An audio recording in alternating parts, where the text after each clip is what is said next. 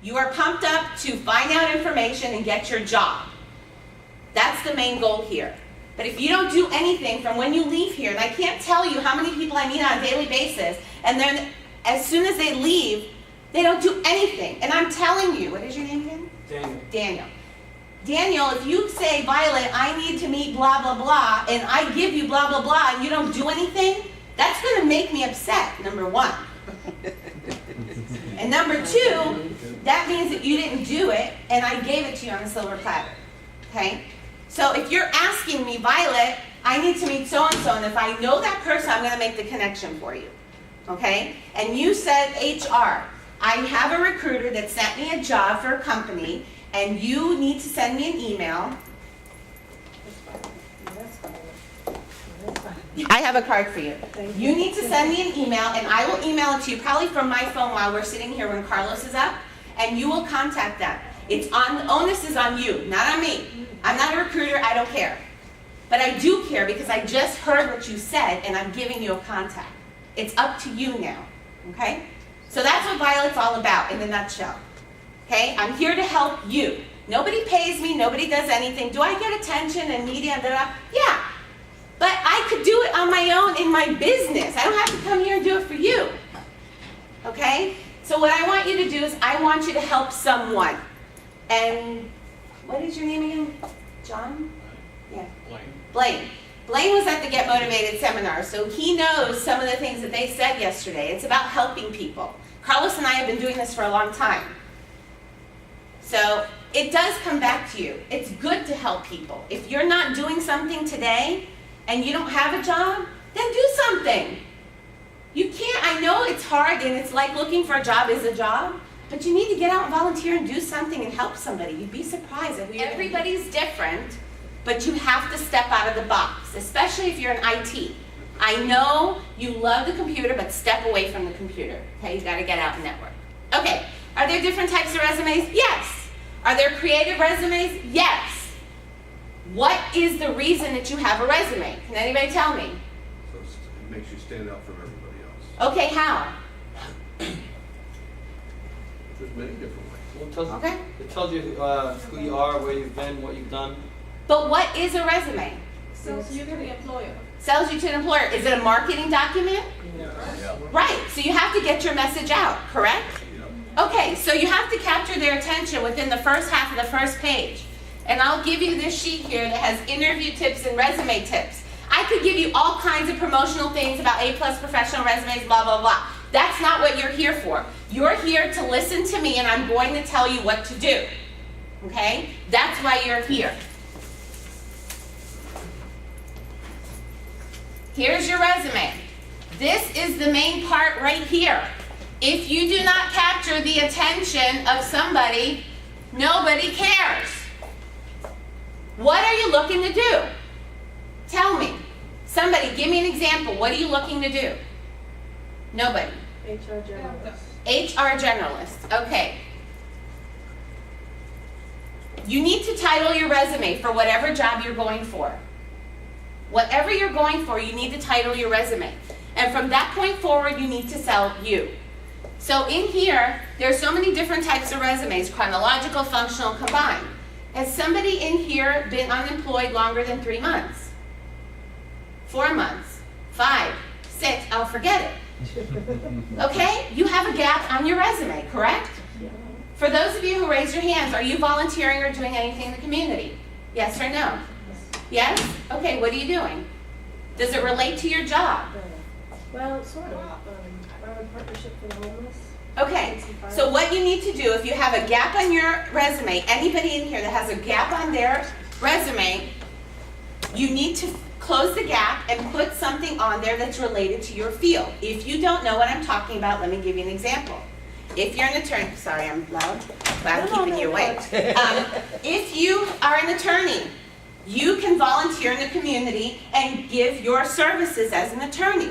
There's many nonprofit organizations, different organizations that you can volunteer, and it directly relates to what you're doing professionally. You do not want to lose your skill set.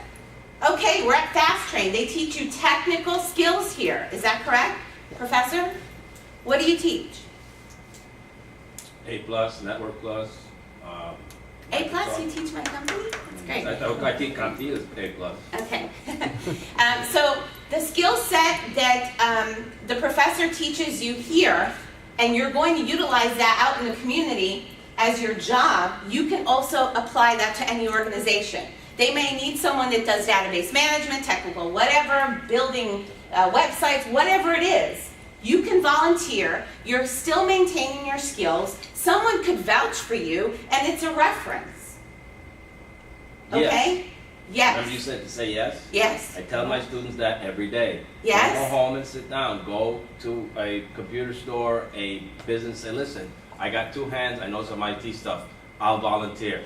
Don't I tell you that? And how many people listen? Nobody. Why? I don't know. Because you're the mom and dad of that class. And you're telling them, you're the parent. You're the parent. What is your first name? Joe. Joe. Professor Joe is telling you, Daniel? Andre. Andre. What to do. Did you listen? No. No, because that's your dad. Nobody listens to their parents until it's too late. Until they hit me in the head. I used to- So when Violet comes in, because she's Miss Know-It-All, all of a sudden Andre says, wow, did you hear what Violet told me today? I need to go volunteer. And Professor Joe's like, what? I've been telling you that for 6 months. Oh, I know, but she does this for a living. You're a professor. You don't know anything. And you're my dad. You don't know anything. That's my point. You need to take what people are giving you, some information, and implement it. If it doesn't work, try something else. That's why you're here today. How many of you in here said, oh, I want to learn something else from you? Great. Well, I'm telling you something, and Carlos is going to tell you something. You need to implement it. I am here. You will get my card. You will get my information. After you redo your resume or what have you, want me to review it, I'll be happy to. It's not a problem. Yes, ma'am. What if you're taking this advantage to go back to school? Yes. Would that be considered your gap time or back into You education? can. However, what happens when you go out as a newbie into the world and you have no experience? 9 times out of 10, the employer's gonna be like, yeah, okay, but I want someone with experience, right? Right. And that's what I do, even when I go into the schools, okay, even if it's high school, college, all the way up, I tell them to get some kind of experience. That's why in high school, if you see, they have you do volunteer hours. There's a reason for that, okay? Even though the kids don't get it, that's why when I go and I talk, and I'm on the board for junior achievement, and I go and I talk in the public schools about this, and I tell the students, network with everybody who you're meeting as well. Because you're going to get out into the real world and you're going to need a job. And if you don't know anybody, or you don't have any kind of exposure, then you're stuck again. Okay? So going back to different types of resumes, yes, chronological, functional, combined. Most resumes now are combined. You're combining your skills, your profile, qualification, highlights, snapshot, whatever the case may be. If your industry warrants something that maybe is creative, right now I'm working on a lot of clients, but this one in particular, he's a chef. So his resume is going to look like a menu that I'm doing for him. But it's okay. There's a regular version, and then there's a creative version. When I work with my clients, I say, here's this and this. I want you to do both. See which one bites. Okay? I do it too. I put my resume out there, and I see who calls me. So don't think that I don't know what I'm putting out there. I do. And then they call me in, and I interview with them, and then they say, thank you very much. They offer me the job, and I'm like, you know what? This is what I do for a living, and I'm just testing you. They're like, what? Because companies hire me to go do that. Because sometimes the HR professionals, no offense to anybody who's an HR professional, you don't say the right things in the interview. And you're judgmental. So many factors happen. You can't do that. Somebody asked me the other day in a workshop, well, what do you think about changing your appearance and coloring your gray and plastic surgery and all these different things? Be who you are. Don't hide it. But if you are someone that's, older in the job market or whatever, then you have to own up and do something else on your skill set or whatever the case may be. Be a consultant, start your own business.